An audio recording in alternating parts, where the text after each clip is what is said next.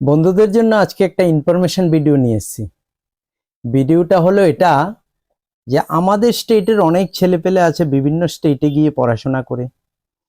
তো এই জন্য আজকে বানিয়েছি যে শাইন কলেজ অফ ইন্ডাস্ট্রি, যেটা আপনার হায়দ্রাবাদ আমরা বলে থাকি, কিভাবে আপনি ওখানে পৌঁছাবেন। তো আমি এটা নিয়ে একটা ভিডিও বানিয়েছি। আজকে আমার কাছে কিছু ভিডিও ফুটেজ ছিল, এগুলি দিয়ে একসঙ্গে মিলিয়ে একটা ভিডিও বানিয়েছি তোমাদের জন্য। তো আমি ভাবলাম যে আমাদের এখানকার অনেক ছেলেপেলে আছে, ছেলে মেয়ে অনেক আছে যে ওখানে পড়াশোনা করে, বা অনেকে আছে নতুন করতে চাচ্ছে, কিভাবে যাবো, কার কাছে যাবো, কোনো কারোর কাছে যাওয়ার প্রয়োজন নেই, সেটাই আমি আজকে বলতে যাচ্ছি। তাহলে আপনি কিভাবে যাবেন? দেখেন, সোনামুড়া থেকে আমার ছেলেও এখানে ভর্তি ছিল কোনো এক সময়। আমার ছেলেকে আমি পড়তে পাঠিয়েছিলাম। হোক, দুর্ভাগ্যক্রমে কোনো কারণে হয়ে পড়তে পারেনি। বলছি কেন পড়তে পারেনি। তা অ্যাকচুয়ালি ব্যাপারটা ছিল এটা যে প্রথমে একটা ভুল বলে দিই যে আমরা এখান থেকে জানি যে হায়দ্রাবাদ শাইন কলেজ। প্রথমে বলছি এটা হায়দ্রাবাদ নয়, এটা হচ্ছে কর্ণাটকে। কর্ণাটকের একটা জায়গার নাম আছে বিদার, ওইখানে এটা অবস্থিত। তো বিদারে আপনি যেতে গেলে কিভাবে যাবেন? তো বিদারে যেতে গেলে আপনি দেখবেন এখান থেকে আপনি আগরতলা থেকে আপনি হায়দ্রাবাদের ফ্লাইটের টিকিট কাটুন, হায়দ্রাবাদ চলে যান। হায়দ্রাবাদ থেকে আপনি রেল স্টেশন যাবেন। আপনি বিশেষ করে এই রুটটা ইউজ করতে পারেন, শ্রীকান্তাবাদ।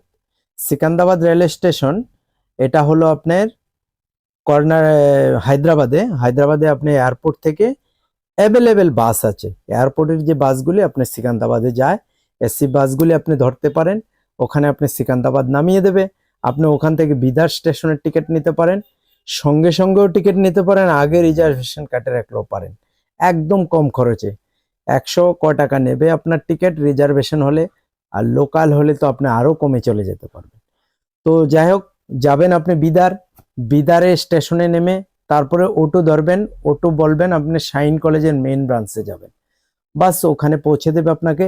আপনি ওখানে ঢোকেন স্কুলে, গিয়ে আপনি বলেন আমি ছেলেকে ভর্তি করব, মেয়েকে ভর্তি করব। ওখান থেকে ফর্ম দেবে, সব নিজে নিজে করে নিতে পারবেন।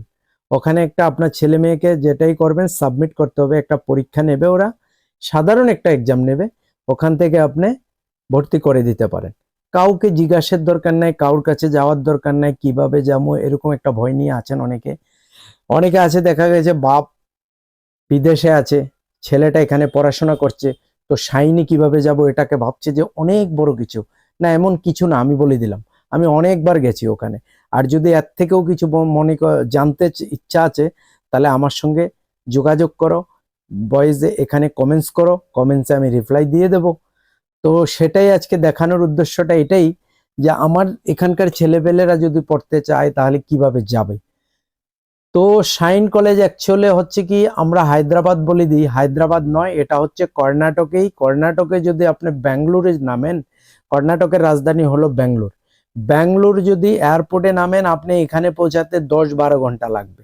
আর আপনি যদি হায়দ্রাবাদ এয়ারপোর্টে নামেন তাহলে লাগবে মাত্র আপনার একদম কম সময় চলে যেতে পারবেন। ট্রেনে গেলে আপনার 2.5 ঘন্টা, আমার ঠিক একজ্যাক্ট টাইমটা মনে নেই, সম্ভবত এরকমই 2.5 ঘন্টা বা 2.25 ঘন্টা আপনার রেলে চলে যেতে পারবেন। আমি অনেকবার গেছি। ঠিক আছে, আরেকটা রাস্তা আছে, এখান থেকে আপনি হায়দ্রাবাদ থেকে নেমে, এয়ারপোর্ট থেকে নেমে আপনি আফজলগঞ্জের কোনো একটা পাশে একটা স্টেশন আছে, ওখান থেকেও চলে যেতে পারেন। আমি যে ইউজটা করেছিলাম, আমি বরাবরই আফজলগঞ্জের পাশে এখানে থাকতাম, সন্ধ্যায় গিয়ে তার ভোরবেলা আমি ট্রেনটা ধরতাম। তো আমার এটা ছিল আজকে যে ভিডিওটা বানানো। দেখুন এখানে আজানের টাইম হয়েছে, এখানে ছেলেরা কিভাবে নামাজ পড়তে দাঁড়িয়ে যাচ্ছে। ওদের বিল্ডিং গুলি যা করেছে, এটা পুরো বিল্ডিংটা দেখেন, একটু খেজুর গাছ লাগিয়েছে, বাগান করে রেখেছে। এটা একটা পরিবেশ আছে বাইরের মতো। আমি দুবাইতে ঘুরেছিলাম, তখন আমার কাছে এই বিল্ডিং গুলি যে অনেকটা ওখানকার আদলে মনে হচ্ছিল, যে ওনাদের যে সিস্টেমটা করা আছে অনেকটা ভাল লেগেছে আমার। তো এটা একটা শহরের সাইডে আছে।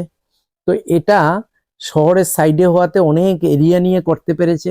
আর আমি যখন গেছিলাম তো দেখেছিলাম যে অনেকটা কনস্ট্রাকশনের কাজ চলছিল। তো যিনি ওনার পাউন্ডার আছে বিল্ডিং এর, এই শাইন কলেজের পাউন্ডার, উনি হচ্ছে আব্দুল কাদের। ওনার সঙ্গে আমার অনেক কথা হয়েছে, উনি একটা ভালো মনের মানুষ। এখানে এটা ভাববেন না যে শুধু মুসলিম ছেলেরা, এখানে সব ধর্মের ছেলে পেলে আমি দেখেছি, অনেক ছেলে মেয়ে আছে।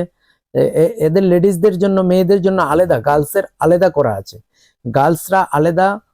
এটা হলো মেন ব্রাঞ্চ এখানে ছেলেদের, তো মেয়েদের জন্য আলাদা করা আছে। অনেক মা আছে যে কোনোদিন যেতে পারেনি, তো এই জন্যই ভিডিওটা বানিয়েছি, যে আপনারা দেখলেন যে আমার ছেলে কোথায় পড়ছে, মেয়ে কোথায় পড়ছে।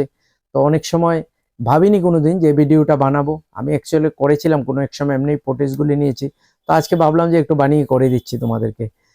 তো এটা ফাঁকে বলবো, যদি ভিডিওটা ভাল লাগে তাহলে একটু শেয়ার করে দেবে, তাহলে অন্য কেউ একটা গাইড পেয়ে যাবে।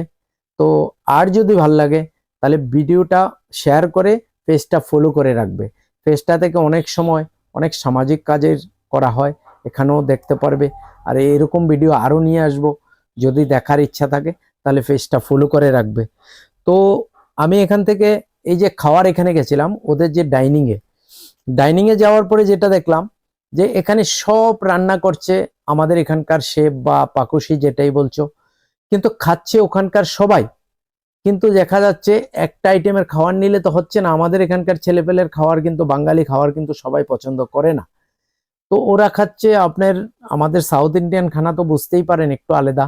তো আমাদের এখানকার ছেলেপেলেরা খাওয়া নিয়ে একটু অসুবিধা হয়ে যায়। আর আমার ছেলে পড়তে পারেনি ওখানে, একটাই সমস্যা হয়েছিল, ওর খাবার খেতে পারেনি ওখানকার।